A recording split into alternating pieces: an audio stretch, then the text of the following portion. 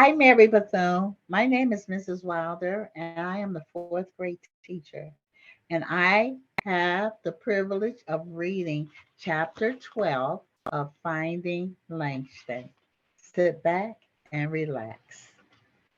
First thing I do when I get to the library is walk row by row, seeing what books make me stop. Some of the titles I can't help but pull off the shelves. I try to take out as many as I can each time. Means my satchel is heavier than a bag of rocks, but I keep them out of sight. It's better to read in the library. Sitting at my favorite table by the window, reading and listening to the sound of other folks turning pages makes me feel like I'm in a house full of company I don't have to talk to. Miss Cook sometimes puts aside books she thinks I'll like, especially the ones by Langston Hughes. Every time she hands me one of his, she says, "Here's another from your namesake." I know there ain't no chance Mama named me for a poet who wrote pretty words, but it feels good to hear her say it. Red Clay Blues. I want to tramp in the red mud, Lord, and feel the red clay round my toes. I want to wade in that red mud, feel that red clay sucking at my toes. I want my little farm back, and I don't care where the landlord goes. In Langston Hughes' words, I can smell that earthly clay in the front yard, can hear the voice of my mama. I make my way over to Miss Cook's desk. "Excuse me, ma'am." She looks up. "Is Mr. Langston Hughes from Alabama?" "Good question. Let's see if we can find out." She gets up and walks me back to the nonfiction section. She pulls one of the books off the shelf and hands it to me. This is a biography by the author, so it's a good place to start. "Biography?" I asked. "Like a story about his life? I learned that in school." "Yes, exactly," she smiles. "You may just find you have a lot in common with your namesake." "I'll check this one out," I tell her. I can see Daddy on the stoop as I get close to the apartment. He's looking for me, so I pick up my pace. "Where you been?" Daddy yells, not even waiting for me to walk up the steps. He don't wait for an answer. Something happened, and I got to go. "Where we going?" I asked, scared. "Not we, me. You're gonna stay here." "In the apartment?" Daddy's suitcase is sitting on the bed, piled with his clothes, his black suit, and tie on top. "Where are you going?" I don't know when I've been more scared. Daddy sits on the bed. "Son," he starts, "your grandma took a turn. Your Aunt Lena called at my job. She passed this morning." "Grandma?" Feels like I can't breathe. "I'm gonna come with." "Can't, Langston. Barely got enough for one fare, let alone two. My boss said I could take a week and settle my affairs. Then I'll be back." "But Daddy, how am I gonna?"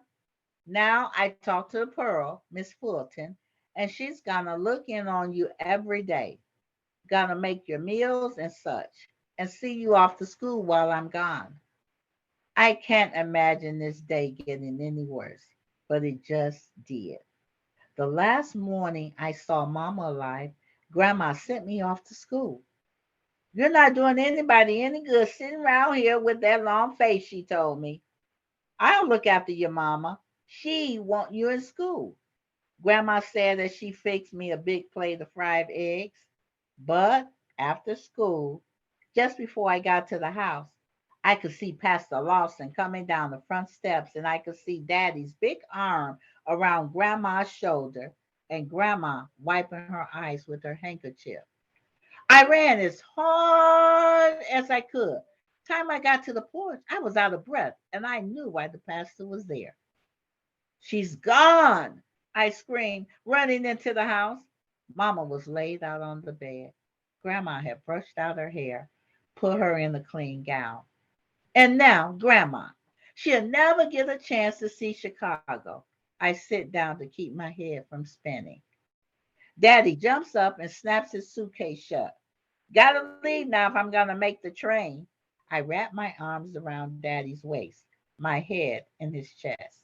His shirt still has the sour smell from the paper plant.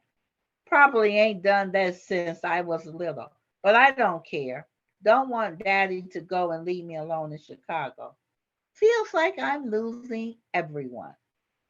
Can't I go too? I sound like a baby, but I don't care. Already explained it, Langston. I'll be back in 1 week. He pulls free and heads for the door. As I hear him go down the stairs, I sprawl on my bed. No tears, no fussing, just my head filling with pictures of my grandma. There's a knock on the door, and I don't need to guess who it is. I take my time getting up. I open the door, and Miss Fulton steps in without being invited. I'm sorry about your grandmother, Langston, she says.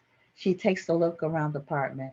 So I guess your daddy told you I'll be checking in on you. Yes, ma'am. Supper should be ready soon. You must have homework to do. You can get started on that, and I'll knock when it's time to eat. Would you be more comfortable sitting with me across the hall? Miss Fulton looks nervous.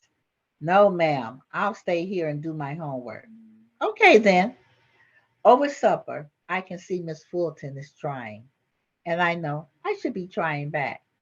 But between my daddy being gone and my grandma passing on, I can't take myself. I can't make myself. How was school today, Miss Fulton asked. Fine, I say. I'll say one thing for Miss Fulton. She can put together some dinner. I ain't had a meal this good since I left home.